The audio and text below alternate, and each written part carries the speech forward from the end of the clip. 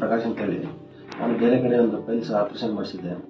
ಅದು 2 ವರ್ಷದಿಂದ ನನಗೆ ತುಂಬ ನೋವು ಕೊಡ್ತಾ ಇತ್ತು. ನೋವಲ್ಲೇ ನಾನು ಅಲ್ಲಿ ಆಪರೇಷನ್ ಆಗಿ ಇಲ್ಲಿ 6 ತಿಂಗಳಲ್ಲೇ ಇಲ್ಲಿ ಬಂದೆ. 2019ರಲ್ಲಿ ನಾನು ಇಲ್ಲಿ ಬಂದೆ. ಅವರು ಮತ್ತೆ ಬಂದ್ಬಿಟ್ಟು ಇಲ್ಲಪ್ಪ ಅದು ಸರಿಯಾಗಿಲ್ಲ, ಆಪರೇಷನ್ ಮಾಡಿಸ್ಬೇಕು ಅಂತ ಹೇಳಿದ್ರು. ಈಗ ನಾನು ಮಾಡಿಸ್ಬೇಕು ಅನ್ನೋ ಅಷ್ಟೊತ್ತಿಗೆ ಕೋವಿಡ್ ಸ್ಟಾರ್ಟ್ ಆಯಿತು.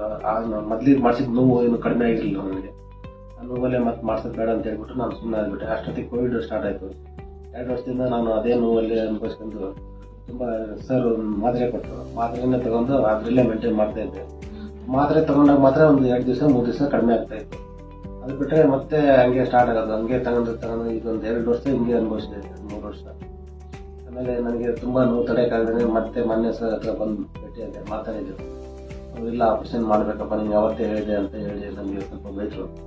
ಅದೇ ಕಾರಣಕ್ಕೆ ನಾನು ಬಂದು ಅಡ್ಮಿಟ್ ಆದೆ. ಶನಿವಾರ ಆಗಿಲ್ಲ, ಸೋಮವಾರ ಅಡ್ಮಿಟ್ ಆದೆ. ಹಿಂಗೆ ಆಪರೇಷನ್ ಮಾಡಿದರು. ಒಂದು ದಿವಸದಲ್ಲಿ ನಾನು ಆರಾಮಾಗಿ ಎದ್ದು ಓಡಾಡ್ತಾ ಇದ್ದೀನಿ, ತೊಂದರೆ ಇಲ್ಲ.